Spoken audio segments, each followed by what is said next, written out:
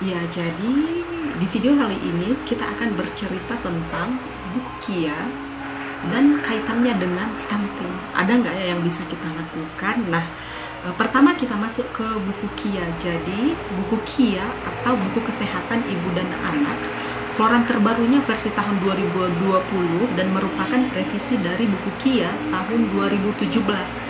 Dan penggunaan buku KIA ini dilakukan berdasarkan keputusan Menteri Kesehatan nomor 284 tentang tahun 2004 tentang buku kesehatan ibu dan anak, dan saat ini merupakan satu-satunya alat pencatatan pelayanan kesehatan ibu dan anak mulai dari saat kehamilan, persalinan, setelah melahirkan sampai dengan anak usia 5 tahun atau balita. Kemudian ada informasi mengenai KB, imunisasi bayi, gizi, dan juga pemantauan tumbuh kembang anak. Nah, di buku KIA ini yang saya pegang masih versi tahun 2017, saya belum mendapatkan versi 2020 yang terbaru. Nah, berisi lembaran-lembaran informasi dan catatan kemajuan kesehatan serta catatan khusus mengenai kelainan yang dialami oleh ibu selama masa kehamilan, persalinan sampai dengan ibu nifas, serta status kesehatan anak. Nah, status kesehatan anak biasanya diisi di KMS-nya ya. Di KMS yang pink untuk bayi perempuan dan yang hijau untuk bayi atau anak laki-laki. Begitu. Nah, jadi para ibu, tujuan dari penggunaan buku KIA ini ialah, atau buku kesehatan ibu dan anak ini ialah meningkatkan kemandirian keluarga. Jadi tujuan penggunaannya ialah meningkatkan kemandirian keluarga dan menjaga kesehatan ibu dan anak. Oke, itu mengenai buku KIA. Nah, sekarang kita masuk ke stunting. Jadi dari hasil survei yang dilakukan atau wawancara singkat yang dilakukan ke ibu balita atau masyarakat, kebanyakan dari mereka tidak mengetahui apa itu stunting. Ibu balita lebih memahaminya balita pendek. Hanya saja yang perlu kita garis bawahi ialah ketika kita menyebutnya balita pendek, maka mereka akan berpikiran anak kerdil.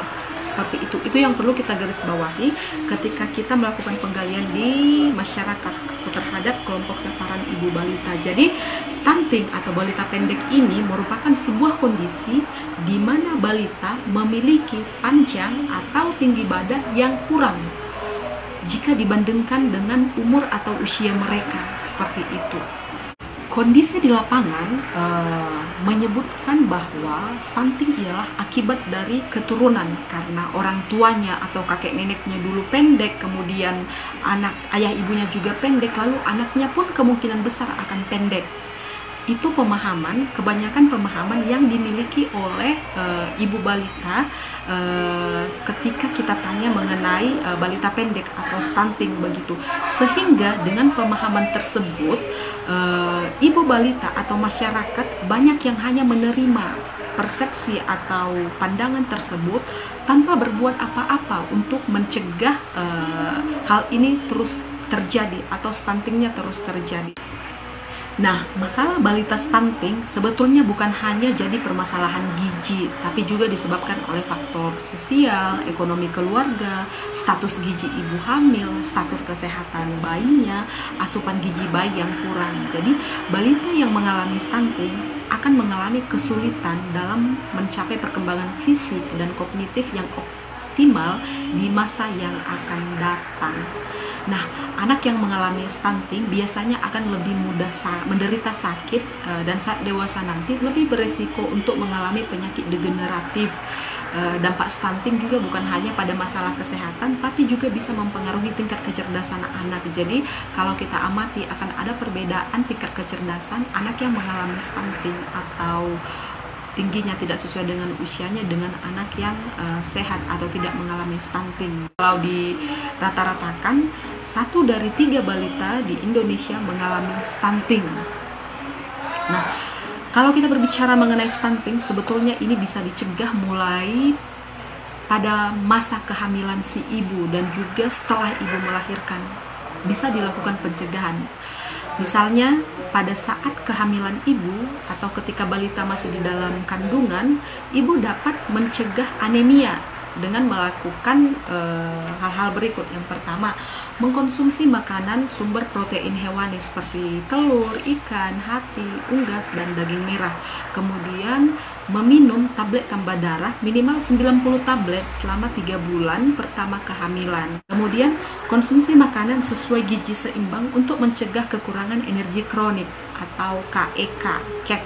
Upaya deteksi dini dari KEK ini ialah dengan mengukur lingkan lengan atas atau lila. Jadi ukuran normalnya itu ialah 23,5 cm. Setelah ibu melahirkan, apa sih yang bisa dilakukan oleh ibu balita untuk turut andil dalam melakukan pencegahan terhadap stunting? Nah, yang pertama ialah pemberian ASI eksklusif dan nanti lanjutannya sampai 2 tahun atau lebih.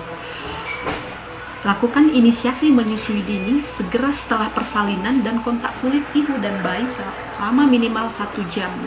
Kemudian berikan makanan pendamping ASI setelah usia balita lebih dari 6 bulan. Nah, itu yang bisa kita lakukan setelah ibu melahirkan. Kemudian berikutnya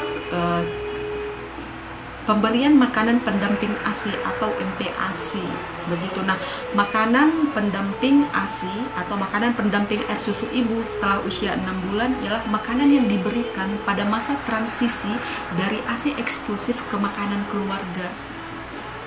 Dari ASI eksklusif ke makanan keluarga. Jadi MPASI ini diberikan saat bayi berusia 6 bulan sampai dengan 24 bulan karena kandungan nutrisi ASI sudah tidak bisa lagi memenuhi kebutuhan zat gizi pada anak untuk pertumbuhan dan perkembangannya. Jadi masa transisi ini merupakan waktu yang kritis karena kemungkinan anak yang mengalami gizi kurang berada pada fase ini. Periode MPASI merupakan masa kritis untuk mengenalkan makanan padat secara bertahap sebagai bentuk stimulasi keterampilan mengunyah dan menyelan si anak. Jenis makanan yang diberikan pun sebaiknya harus disesuaikan dengan pertambahan usia anak tersebut. Jadi, pertama, berikan makanan padat seperti bubur halus pada usia 6 bulan lebih. Kemudian, jenis makanan keluarga dengan tekstur yang lebih lunak bisa diperkenalkan sebelum anak usia 12 bulan.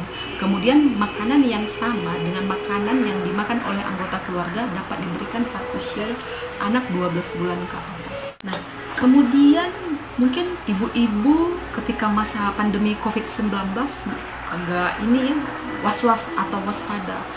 Upaya apa yang bisa dilakukan oleh ibu di masa pandemi ini untuk tetap melakukan pemantauan dan pertumbuhan di posyandu? Nah, yang perlu kita lakukan ialah pemantauan dilakukan secara mandiri di rumah dengan menggunakan alat timbang atau alat ukur yang tersedia di rumah serta penggunaan buku KIA. Salah satu manfaat dari penggunaan buku KIA ini ialah pemantauan secara mandiri, tapi tidak untuk menentukan status gizi, melainkan memantau kecenderungan atau tren berat badan anak dari bulan ke bulan, sehingga kita dapat mewaspadai kecenderungan masalah gizi yang timbul begitu. Jadi tujuannya ialah memantau kecenderungan atau tren berat badan anak dari bulan ke bulan agar dapat mewaspadai kecenderungan masalah gizi yang akan timbul. Tren pertumbuhan yang dimaksud ialah apabila cenderung menurun atau tetap selama 2 kali berturut-turut atau 2 bulan berturut-turut selama penimbangan, maka segera hubungi petugas kesehatan atau kader posyandu yang ada di wilayah kita. Kemudian apabila ibu tidak memiliki alat timbang di rumah, maka ibu balita perlu memperhatikan tanda-tanda balita gizi kurang, yaitu apabila balita atau bayi kita mulai terlihat kurus, tidak nafsu makan yang berlangsung lama, dan anak terlihat kurang aktif. Kemudian apabila anak sakit seperti batuk, pilek, demam, diare, yang perlu kita lakukan adalah segera menghubungi kader atau petugas kesehatan terdekat. Ya, jadi demikian ibu-ibu yang bisa kita lakukan. Ternyata ibu balita dengan menggunakan buku KIA ini punya andil, sebenarnya punya andil dalam mengurangi atau melakukan pencegahan terhadap stunting.